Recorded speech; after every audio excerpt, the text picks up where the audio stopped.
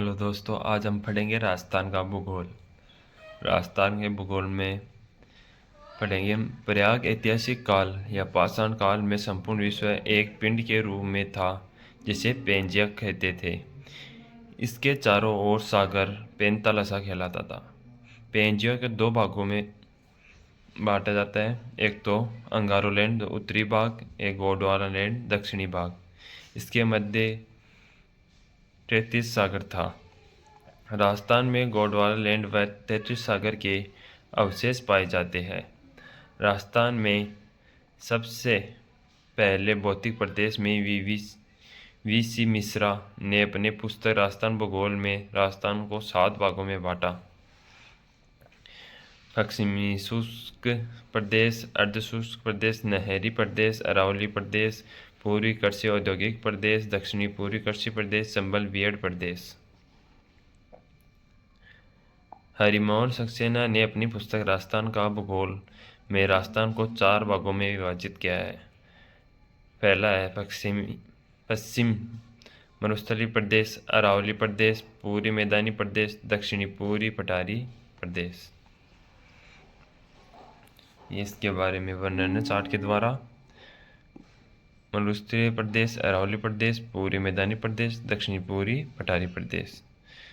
ये किस समय में बने? क्रम, समय का क्रम, युग, क्षेत्र, कितनी जनसंख्या निवास करती है, भारत के किस भौगोलिक प्रदेश में आते हैं, ये किसके अवशेष है, और वर्षा कितनी होती है।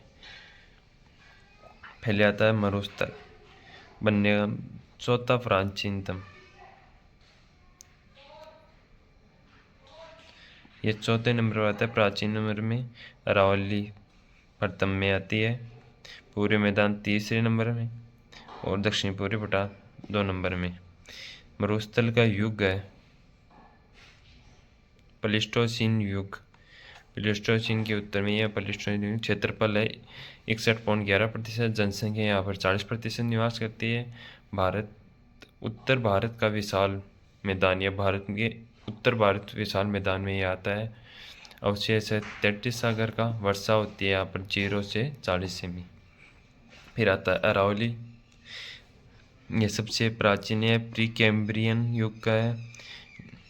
इसका क्षेत्रफल 9% है। जनसंख्या यहाँ पर 10% है, और प्रायद्वीपीय पठार का भाग है ये भारत के।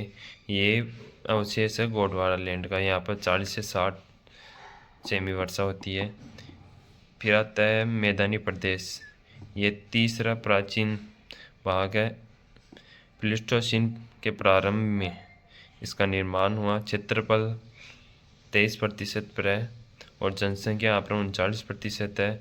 उत्तर भारत का विशाल मैदान, ये उत्तर भारत के विशाल मैदान में आता है। 33 सागर का अवशेष है, यहाँ पर 60 से 80 सेमी वर्षा होती है। फिर आता है दक्षिण पूर्वी पठारी प्रदेश, दूसरा प्राचीनतम, या जो प्राचीन में आता है वह दूसरा है। यह क्रिटेशियन युग का है, और यहाँ पर क्षेत्रफल है 6.89%। जनसंख्या 11% निवास करती है।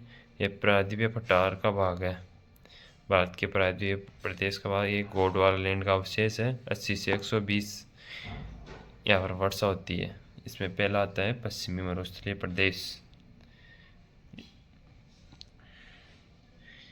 ये 7000 वर्ष पूर्व राजस्थान में वनों की उत्पत्ति थी, लेकिन अब थार का मरुस्थल है। यहाँ पर 7000 वर्ष पहले, यानी प्लेस्टोसीन हिम युग, यहाँ पर वन थे, और अब यहाँ पर थार का मरुस्थल है। थार का मरुस्थल सर्वाधिक विस्तार भारत में है। ये भारत के पंजाब, हरियाणा, राजस्थान और गुजरात में फैला हुआ है। संपूर्ण थार का मरुस्थल 62% अकेले राजस्थान में है। राजस्थान में मरुस्थलीय जिले 16 है: गंगानगर, हनुमानगढ़, बीकानेर, चूरू, झुंझुनू, सीकर, जैसलमेर, जोधपुर, फलोदी, बाड़मेर, मल्होत्रा, ब्यावर, पाली, नागौर, डीडवाना कुचामन और जालोर। नेक्स्ट आएगा अरावली के पश्चिम में जिले 17 है। ये क्या